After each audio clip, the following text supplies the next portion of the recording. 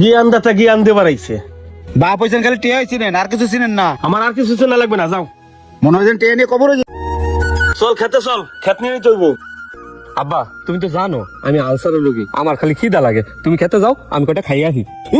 দিছিস তো মাত্র 10,000 টাকা। তোর বউ ফুলাফান সংসার তো আমারই চালাইতে হয়। 10,000 টাকা কি তোরে চালাবো না তোর বউ ফুলাফান চালাবো? এখন তুমি কি কও, কামাই না করতে কি আমি চুরি করুম? তুই চুরি করবি না ডাহাতি করবি, এটা তোর ব্যাপার। তুই আমার হাতে প্রতি মাসে 20-25,000 টাকা এনে দিবি। চল খেতে চল, দেরি হয়ে যাইতেছে। আব্বা কই যাও? বাবা খেতে যাইতেছি। বাবা মুখটা শুকনো শুনে লাগতেছে, সকাল থেকে কিছু খাইস নাই? আহারে আমার পোলাটা গাইমে কি হইছে? আব্বা রাখো রাখো, এই নাও 50,000 টাকা। এখন থেকে প্রতি মাসে 50,000 টাকা করে পাবা। 50,000 টাকা? বাবা তুই কই পাইলি? আরে আব্বা ফল খাও, আটি কিন্তু যাও কি লাগা। এই দেখ, তোর ছোট ভাই এক মাসে 50,000 টাকা এনে দিছে, আর তুই তো সারা মাসে এনে দিছিস 10,000 টাকা। বাবা ঘরে ইলিশ মাছের মাথা রান্না করে রাখাইছি, তুমি যাই খাও বাবা। আচ্ছা আব্বা যাইতাছি। চল আজকে খেতে, আজকে কোনো কামলা নেবো না, দুইজনের কাম তোরে দেন না রাবো। চল। আরে আমার বড় ভাই না? বড় ভাই কি চা খাও? না, পায়েস খাই।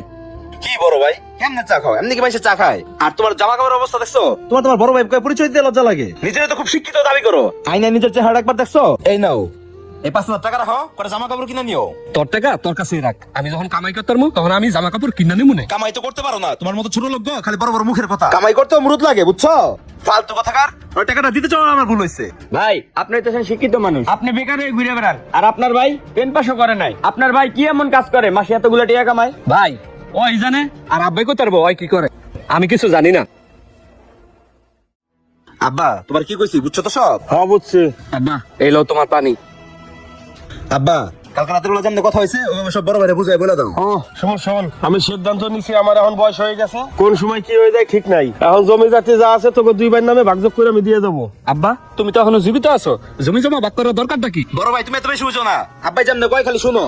এই শোন, এই বিটে বাড়ি গাছ গাছালি পুকুর যা আছে আমার ছোট ছেলে ফারুক পাবে। ওই যে খাল ফেরে পুরান বাড়ি আছে না, কালকে তুই বউ পোলাপান নিয়ে তুই ওখানে থাকবি। আব্বা তুমি এটা কেমন ভাগাভাগি করলা? আমার দিতাছো তুমি খালপাড়ের বাড়িটা, আর ছোট ভাইরে দিতাছো তুমি এই ভিটা বাড়ি। আব্বা এটা কোনো কথা হইলো? এই, ফারুক প্রতি মাসে আমার 50,000 টাকা কামাই এনে দেয়, আর তুমি যা দাও তোমার মায়ের ওষুধ কিনতে কিনতে আমার টাকা সব শেষ হয়ে যায়। আর তুমি যে আমার শেষ মাসে কি দেখবা এটা আমার বোঝা শেষ। আর এই সম্পত্তির প্রাপ্য অধিকার ফারুকই, এই জন্য আর আমি দিছি। বাবা কাগজপাতি রেডি করছো? হ্যাঁ আব্বা আমি সব রেডি করে রাখছি, দাও। তুমি খালি এনে ধরে সিগনেচার করে দাও।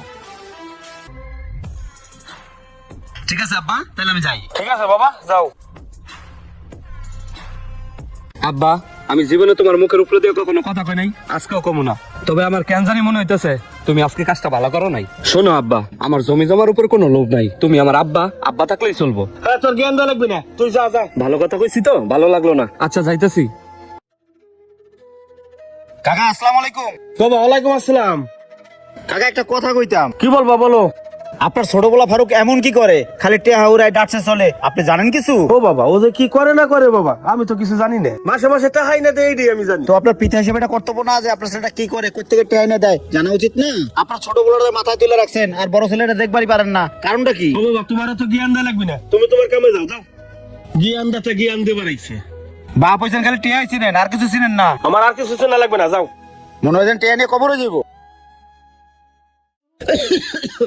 কি হয়েছে আব্বা, শুয়ে রয়েছো কেন, কাজে যাও নাই? না বাবা যাই নাই, কালকে রাইতে বই খুব যন্ত্রণা হইতেছে, আমার একটু মেডিকেলে নয়ে চল। মেডিকেলে যাই বাবা, চলো তোমার মেডিকেল নিতাছি। উঠো বাজান উঠো। বাবা মেডিকেল না, তোমার নিয়ে যাবো বৃদ্ধাশ্রম, বুঝছো? বৃদ্ধাশ্রম মানে বাবা? কেন বাবা ভুলে গেছো? এই সব সম্পত্তি আমার নামে লেখা দিছো, এই সম্পত্তি আমি ওষুধ কোম্পানির কাছে বেচা দিছি, আমি যাবো ঢাকা, আর তোমার দিয়ে যাবো বৃদ্ধাশ্রম। এই ধরতে গোলাপ ওরা বাইর কর, এরকম অসুস্থ বাপ পাইলে আমার লাভ নাই, তোমার যে কদিন পালমু ওই কদিন আমার লস, তুমি আমার বাঁচাও, তোমার বৃদ্ধাশ্রম নিয়ে দিয়ে দিতেছি, লও যাও বাবা, বাইরাও। আমার কথাটা শোন, আমার সাথে এরকম করিস না। এই বিরা যা বাইরা, বাসাতে বাইরা যা বাইরা। ফারুক কি হয়েছে? আব্বারও তুই বাসা থেকে বের করে দিতেছ, তোর কি মাথা ঠিক আছে? আমার মাথা ঠিকই আছে, তোর আদরের বাপরে তুই নিয়ে যা, আর আমার এই জায়গা সম্পত্তি আমি সব ওষুধ কোম্পানির কাছে বেচা দিছি, আমি আর এলাকায় থাকবো না। দেখছো আব্বা, তুমি তোমার যেই পোলার অনেক বেশি ভালোবাসছো, আজকে সেই পোলাই তোমার বাড়ি থেকে বের করে দিতেছে। ও সামান্য কয়টা টাকা দিছে আর তুমি ওরা সবকিছু লিখে দিছো। আব্বা আমি তোমার সেদিনই কইছিলাম কাজটা তুমি ঠিক করো নাই, আজকে তুমি তার প্রমাণ পাইছো।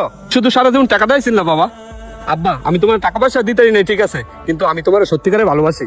তোর সম্পত্তি তুইলেও থাক, আমার আব্বাই আমার কাছে বড় সম্পদ। আব্বা তোমার এই পোলা কি করে জানো, এত টাকা পয়সা পাই কই? সে তো মস্ত বড় মাদকের ডিলার। ভাই এই যে আপনার পেঁপে একদম গাছ থেকে পাইরা নিয়ে এলাম। ভাই পেঁপের গায়ে মাংস ঠিক আছে তো? আরে ভাই মর্গের জবান এক নীতি এক। এই নেন ভাই আপনার ক্যাশ 1,00,000 টাকা। টাকাটা কি ভাই ঠিক আছে তো? এই ফারুকের টাকায় কখনো ভেজাল হয় না। না টাকার গন্ধ না ঠিকই মনে হইতেছে। শোন, সত্য কখনো চাপা থাকে না। সবাই সব জানা গেছে, তোর ধরার জন্য থানা থেকে পুলিশ আইতেছে। কি সবাই সব জানা গেছে? এই কিরে, এখন পলাস কে? বাবা, তোর উপর আমি মস্ত বড় অন্যায় করছি বাবা, তুই আমারে মাফ করে দিস বাবা। থাক আব্বা, তুমি আর কাইন্দো না। তুমি আমার সাথে আমার বাড়িতে চলো। চলো আব্বা।